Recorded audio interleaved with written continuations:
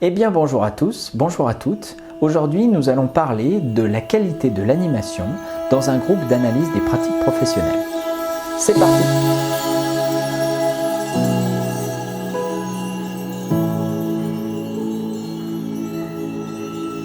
Comme nous en avons déjà parlé dans une vidéo précédente, l'analyse des pratiques professionnelles repose sur 3 piliers fondamentaux: le cadre, le protocole et l'animation. Aujourd'hui, on va parler de l'animation. Le rôle de l'animateur dans un groupe d'analyse des pratiques professionnelles, il est double. Son premier rôle, c'est d'apprendre aux participants à fonctionner en tant que participants dans un groupe d'analyse des pratiques professionnelles. Donc, il va se mettre dans le rôle d'un participant et il va montrer aux autres comment jouer ce rôle.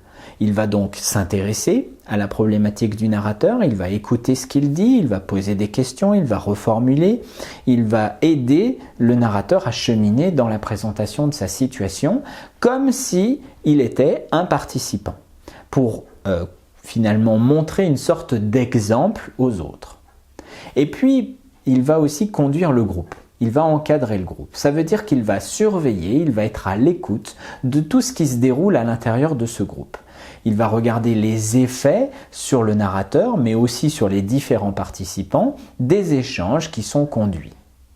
En encadrant aussi les différents temps, il va surveiller comment se comportent les participants et il va essayer, lorsque c'est nécessaire, de les inviter soit à questionner, soit à reformuler, soit à poser leurs questions différemment ou à porter un regard attentif sur le narrateur par rapport aux questions qu'ils viennent de poser. Donc, c'est un rôle qui est didactique. Il est plus sur le fonctionnement du groupe que sur les situations elles-mêmes. Alors bien entendu, la participation de l'animateur en tant que participant au groupe d'analyse des pratiques a un effet souvent positif pour le narrateur et il va, lui, grâce à l'animateur aussi, cheminer sur sa situation. Mais j'attire votre attention sur le fait que ce n'est pas là le rôle principal de l'animateur. Le rôle principal de l'animateur, c'est de faciliter le travail du groupe. C'est que ce groupe devienne de plus en plus performant dans le fait de s'entraider dans l'accompagnement qui est proposé à la personne qui vient travailler sa situation. C'est donc petit à petit, l'animateur devient de moins en moins visible à l'intérieur du travail de la situation. On sent sa présence, on sait qu'il est là, il régule les échanges, mais finalement, à mesure que le groupe progresse, il a de moins en moins besoin de les réguler et sa présence est de plus en plus discrète, même si elle est toujours perceptible et qu'elle génère, au fil du temps, toujours la même sécurité, de savoir que le cadre va être respecté, que si les échanges dérivent, il y a toujours l'animateur qui va permettre de recadrer et de revenir à l'intérieur du protocole. Et puis aussi, si jamais on s'éloigne du narrateur, qu'on n'en prend pas suffisamment soin, on sait que l'animateur va intervenir pour réguler, entre guillemets, pour protéger le narrateur ou chacun des autres participants de jugements éventuels ou d'interprétations éventuelles plaquées sur les situations qui dérangeraient la personne qui travaille sa situation ou un des autres participants.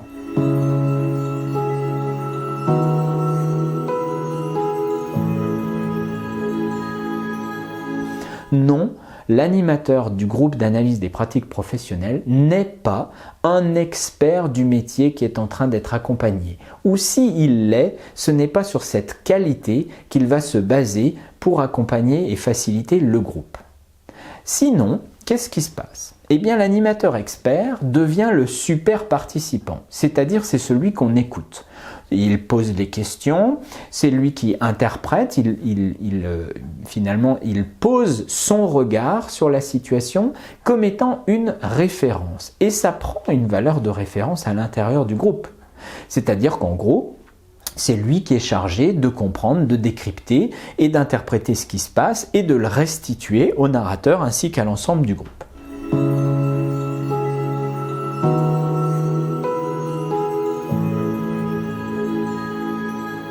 D'abord, l'animateur risque de passer complètement à côté de la situation. parce que tout expert qu'il peut être, avec toute l'expérience qu'il peut avoir d'un domaine d'activité ou d'un métier, il n'est pas la personne qui est en train de vivre cette situation.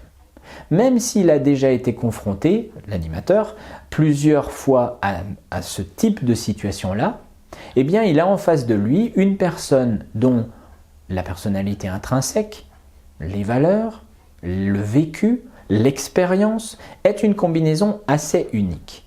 Et donc, en pensant trop vite, avoir compris sa situation, en plaquant son propre cadre de référence et ses propres interprétations sur cette situation, il risque de passer complètement à côté, ou partiellement, ou majoritairement à côté de la situation qui est vécue par le participant, c'est-à-dire quelle est sa vraie problématique, où se situe le nœud du problème, et surtout, à quel endroit il peut retrouver du pouvoir d'agir, parce que c'est bien ça qui nous intéresse.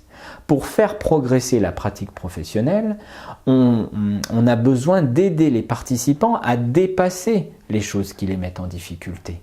Et si on se contente de leur dire là où ils sont en difficulté à leur place et ce qu'il faut qu'ils fassent à leur place, on risque de se heurter dans la réalité des faits, dans la réalité quotidienne de la pratique professionnelle, à une résistance persistante et donc une situation qui se reproduit ou une situation qui est, de laquelle finalement le narrateur ne sort pas.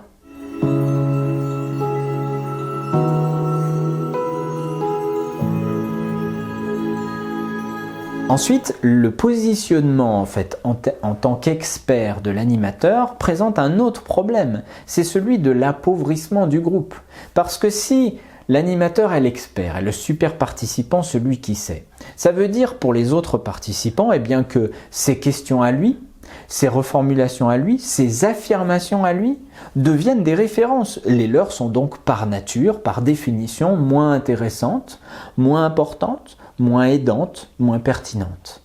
Et donc, ils vont moins prendre de place à l'intérieur du groupe. Parfois même, ils vont complètement arrêter d'intervenir.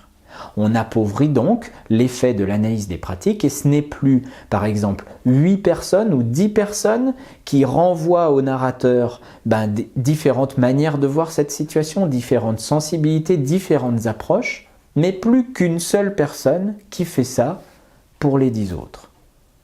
C'est l'inverse de ce qu'on cherche à obtenir.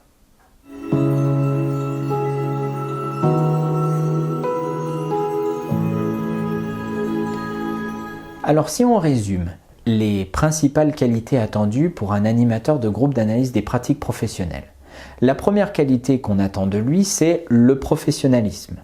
Le professionnalisme se voit quand l'animateur est capable d'expliquer, de présenter, de former au protocole qu'il utilise.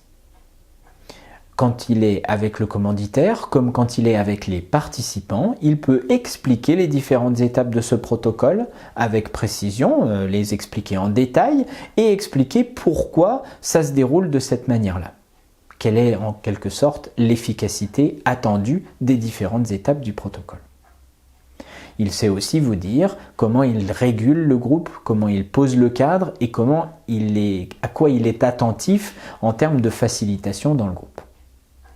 La deuxième qualité qu'on attend d'un animateur de groupe d'analyse des pratiques professionnelles, c'est l'humilité. L'humilité face au métier par rapport aux situations qui vont être évoquées. Un animateur qui met en avant son expertise, qui met en avant son expérience du secteur d'activité, est un animateur qui risque de se positionner en expert et qui risque de ne pas permettre à chaque participant de prendre toute sa place à l'intérieur du groupe, qui risque de réduire finalement la dynamique du groupe à un dialogue de 1 à N. N personnes venant chercher l'expertise de une seule.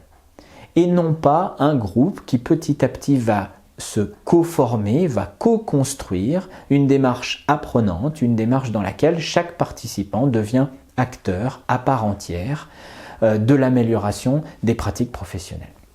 La troisième qualité qu'on attend d'un animateur de groupe d'analyse des pratiques professionnelles, c'est la qualité d'écoute, tout simplement. Parce que dans la qualité d'écoute, il va pouvoir trouver, puiser la ressource nécessaire pour entendre ce qui est dit par le narrateur, entendre ce qui est dit par les participants, sentir ce qui se vit dans le groupe, ce qui se vit chez le narrateur et agir en conséquence. Son écoute va permettre de souligner ce qui se passe et ce qui se vit, là où les autres participants sont par exemple allés trop vite dans l'interprétation, ou dans le conseil, ou dans la solution déguisée.